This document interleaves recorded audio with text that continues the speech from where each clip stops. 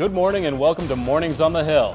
I'm Matt St. Jean. And I'm Brooke Meanahan. Thanks for waking up with us today. Here are this morning's top stories. With Election Day now less than a week away, the candidates for Syracuse mayor debate the major issues facing the city. We'll take you to a special event celebrating Central New York veterans and their families. And let's go Orange! Basketball season gets underway tonight and we're live with Syracuse.com beat writer Mike Waters. Those stories and much more coming up on Mornings on the Hill. Our top story this morning, we are learning more about the victims killed yesterday when a man drove a pickup truck onto a West Side Highway bike path in Lower Manhattan. 8 people were killed and 11 were injured. 5 of those killed were Argentine tourists visiting New York for their 30-year high school reunion. The FBI identified the driver as Sayfullo Saipov, a 29-year-old from Uzbekistan. Saipov moved to Ohio in 2010 and he recently moved to New Jersey and was driving for Uber. The FBI has not linked Saipov to any terrorist organizations and are still determining the motive of the attack.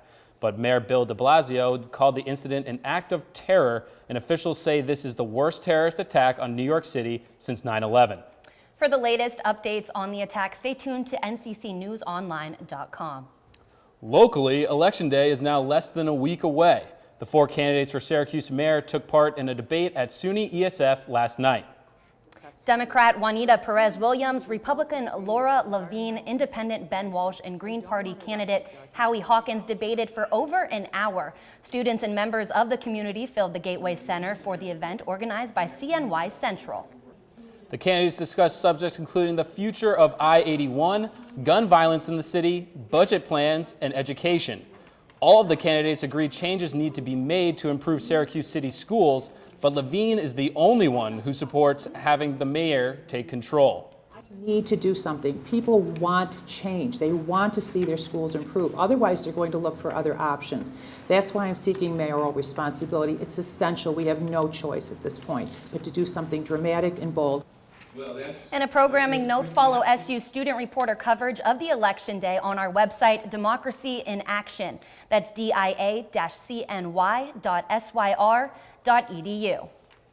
From Syracuse political climate to the actual climate, let's take a look at the weather for the rest of the week. Tuesday, yesterday it was 47, today it's 50. Tomorrow we have 67 and it's going to be raining the rest of the week in through the weekend. Brooke, it's not a nice forecast for being outside. It is not. The weather's getting cold too. It's kind of a nice day a nice weekend to kind of chill and relax, cover up. Stranger Things is on Netflix now. It may be a binge weekend. Exactly. You know what I mean? All right. This past spring, James Franco was elected president of the SU Student Association. Now more than halfway through his first semester in office, he is reflecting on his experience so far. Mornings on the Hill's Max Cohen is live in the newsroom with that story. After spending some time talking with him recently, I think it's fair to say James Franco is one of the hardest working students on the Syracuse campus.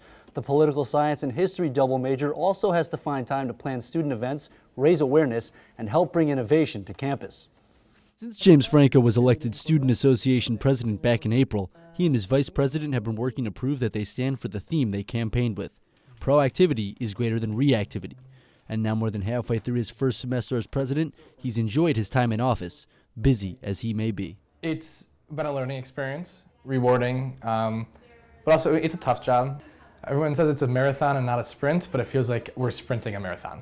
Franco hopes that the student body approves of the way he's been running things this semester, citing Uber rides and free tickets to the Clemson game as just some of the many things he's been able to do in office. We're really excited. We hope people view that we've had a solid 8 weeks so far. We think we have, whether it be Mental Health Awareness Week, whether it be the 1,000 tickets or the $10,000 of free Uber rides.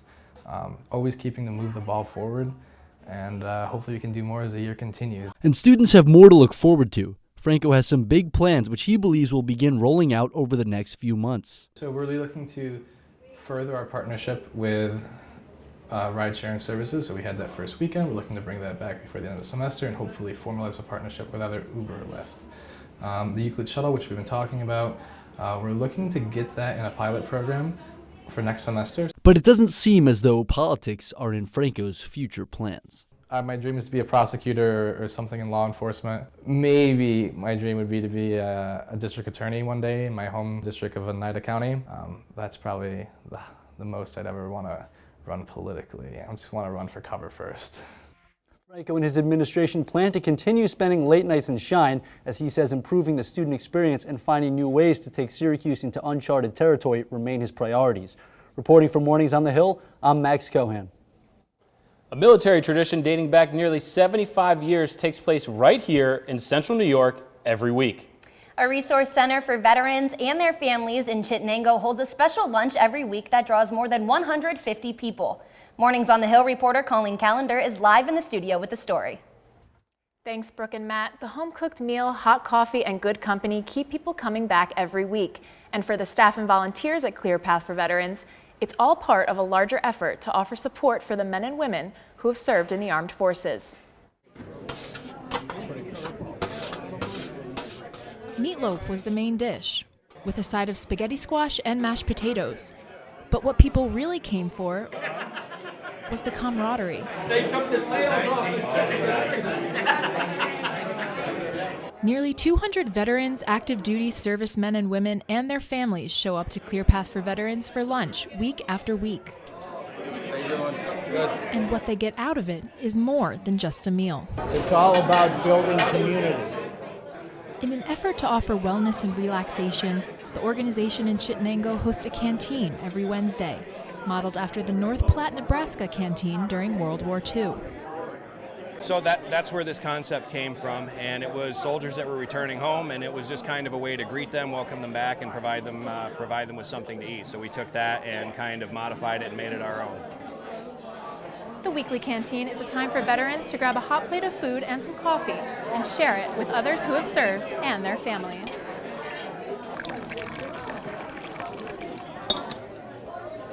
So I come to this, and I don't pick the other ones is because there's too much politics or too much war talk, and we don't talk about war here. Clear Path and its volunteers strive to create a welcoming environment. Thank you for lunch. Welcome. And to honor the servicemen and women of all eras. The Wednesday canteen takes place from 11 a.m. to 1 p.m. and other programs and events can be found on ClearPath's website, clearpathforvets.com. Reporting live in the newsroom, Colleen Callender, Mornings on the Hill. The Student Association and Hendricks Chapel are organizing a relief trip to Puerto Rico over this winter break. The trip will take place from December 16th until December 22nd and is open to all undergraduate students. Students will be involved in projects aimed at helping the island recover from the devastation of Hurricane Maria. For more information, contact the SU Student Association. A Syracuse professor is shining a light on how society views women and men with breast cancer through photographs. Newhouse television, radio, and film professor Tula Goinka is a breast cancer survivor, but you wouldn't know it by just looking at her, and that's what she wants to address with her project. Look at me, there's no way to know that I've gone through breast cancer, or what my private battles have been, and to sort of show that. Really as a way of empowering people who are going to be diagnosed in the future, people who are going through treatment right now, and also survivors of all shapes and forms. Her multimedia project is called Look Now, Facing Breast Cancer.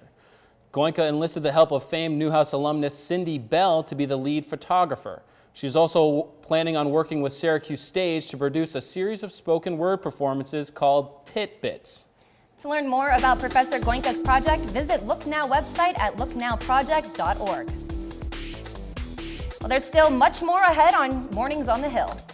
Attention foodies, we'll tell you what spot has been voted best pizza in Central New York. And the SU cross-country teams look home another championship. That story and much more coming up on Mornings on the Hill. I don't know about you, Matt, but I love to eat a slice of pizza once in a while. I've been known to indulge in a slice or 10. We know most of you love pizza too, so a local pizza joint was voted best in Central New York. Pavone's Pizza has 4 locations in Syracuse and won a contest sponsored by Syracuse.com.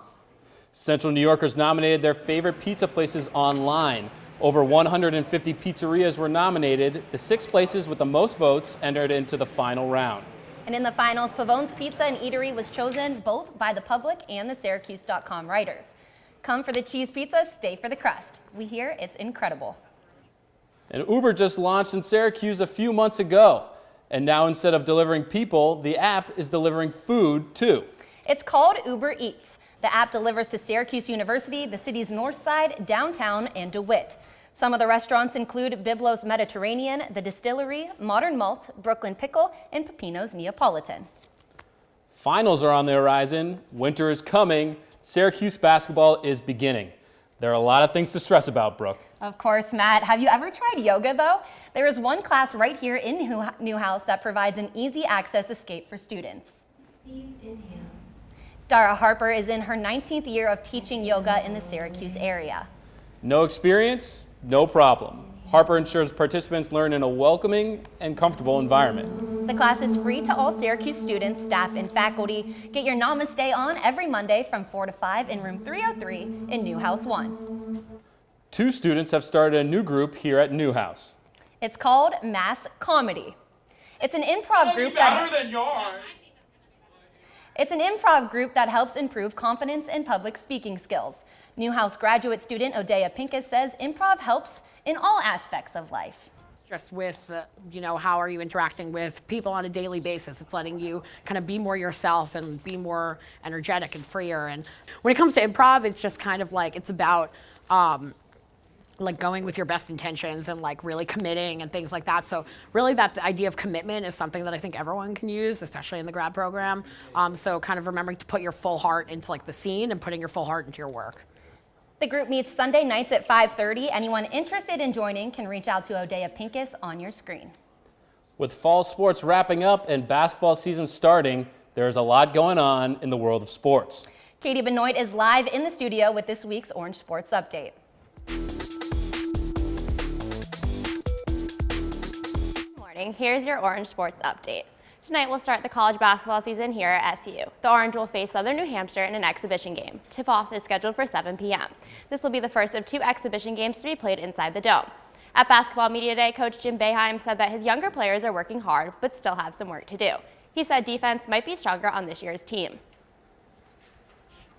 And I think we can be a much better defensive team this year. Our big guys have to be healthy, and that's important. They've been healthy. They're playing good.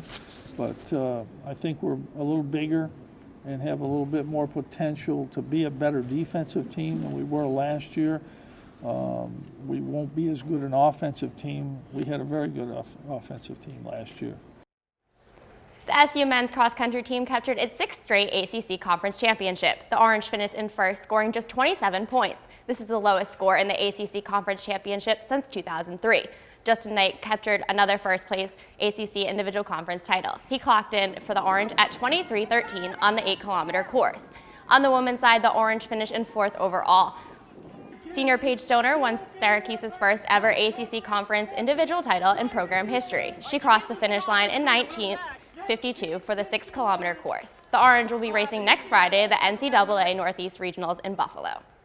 Game 7 of the World Series will take place tonight. Last night, the Dodgers beat the Astros with the final score of 3-1. George Springer scored Houston's only run in the game in the top of the 3rd with a solo home run to right center. The Dodgers got on the board in the bottom of the 6th.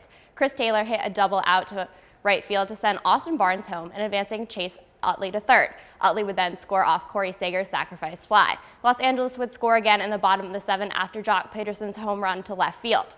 Lance McCullers Jr. will take the mound for Houston tonight, and Yu Darvish will be the starter for the Dodgers. First pitch is scheduled for 8:20 p.m. at Dodger Stadium. That's it for this morning's sports update. Reporting for Mornings on the Hill, I'm Katie Benoit.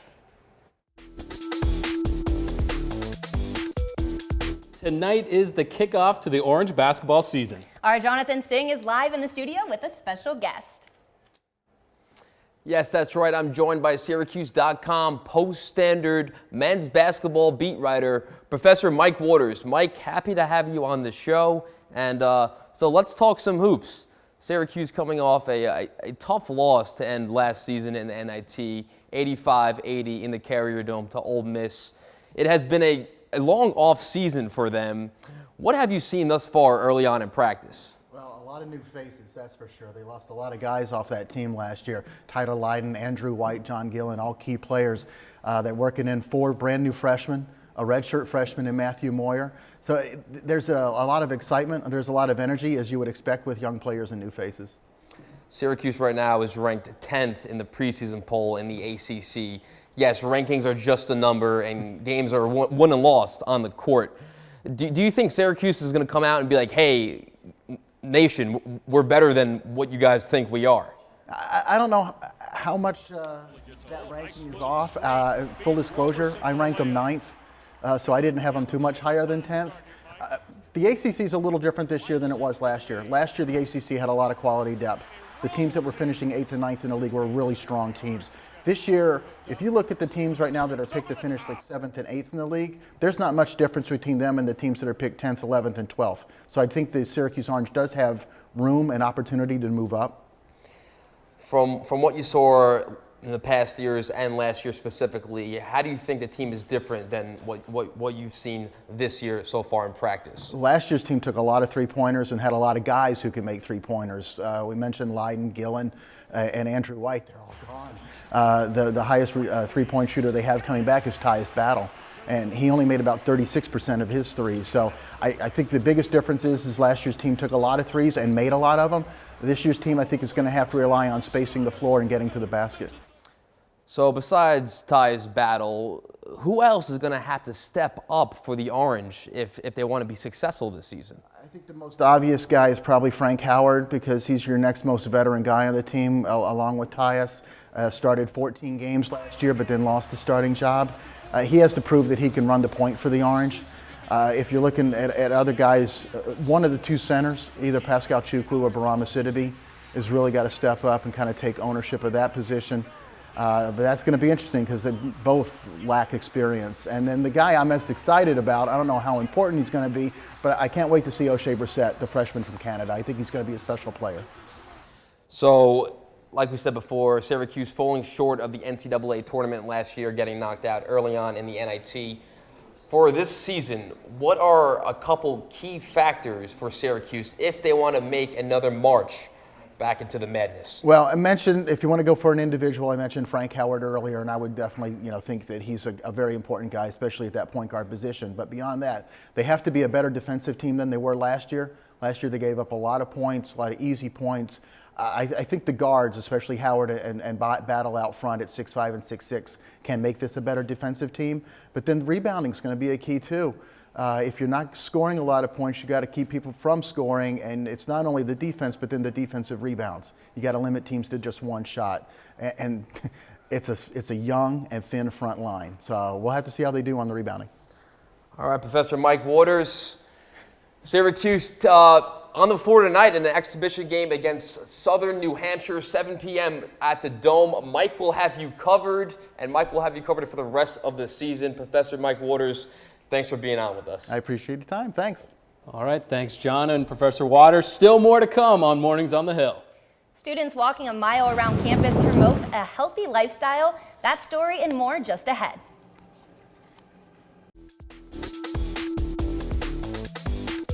As part of the Healthy Monday initiative on campus, Walktober was added to the list. Students on Monday afternoons gathered in front of the Shine building to get ready to go on a walk. The graduate fellow at the Learning Center for Public Health Promotion guided the Monday Mile in hopes to get people moving. But after a cold Monday, only 2 were able to show up. The organizer says the last 4 Mondays were successful, but the weather was unpredictable. Had about 580 participants, people signed up. And what it is you just sign up and you keep track of your own steps, and people can look on the leaderboard, see who's winning. Today was just very cold, very windy, so they couldn't make it today. But, it's okay. We'll do the last one and look forward to next year as well. It's a little awkward at first just because you don't know anybody. And I think everybody kind of walked up to the group and like, is this the group? And then we're like, yeah, we meet. And then, by the time we're not even to the end of the promenade here, everybody's talking, having conversation. It's like we're friends just going for a walk. MLB.com and the iSchool at Syracuse University teamed up to challenge the students at Syracuse. Major League Baseball wants to know if students have what it takes to be in the big leagues. Our Monica Ortiz is live in the studio to tell us what students can expect during the challenge. The MLB Challenge is open to all students at Syracuse University. It starts on November 9th at 6 p.m. and ends on November 10th, 24 hours later. According to one of the directors, the students won't know about the challenge going into it. The topic could be anything from a ticket issue, social media, or fan engagement. Students come in with their teams, then are told the challenge.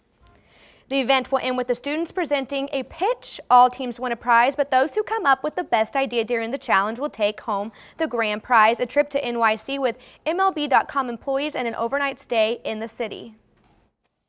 I think the best part is people thinking outside of the box and coming up with something so unique as a solution that it's probably something that Major League Baseball hasn't even thought of yet. To watch the pride they have at the end when they pitch that idea, and watch how fulfilling it is to create something in 12 or 15 hours is just really, really inspiring, I think, for everybody that gets involved.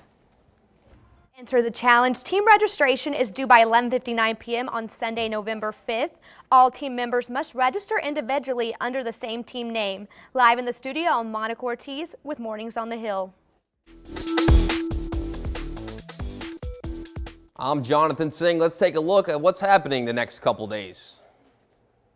Thursday, Syracuse field hockey kicks off the ACC tournament against tournament host Louisville Cardinals. The women finish off the regular season 12-5. Their quest for a national championship continues tomorrow. Friday, Peter Owen Hayward and the Syracuse men's hockey team will take on RIT in an upstate battle at the Kennedy Ice Pavilion. Puck drop scheduled for 6:30. And Saturday, Syracuse football will take on ACC rival Florida State. 12:20 kickoff down in Tallahassee. Coach Babers and company look to get the Orange back over 500. All right, well, thanks so much, John. As we talked about the weather, it's a rainy day, so plenty of time to stay in and watch some of those games. So that's all we have for today's Mornings on the Hill. I'm Brooke Menahan. And I'm Matt St. Jean. Thanks for joining us this morning.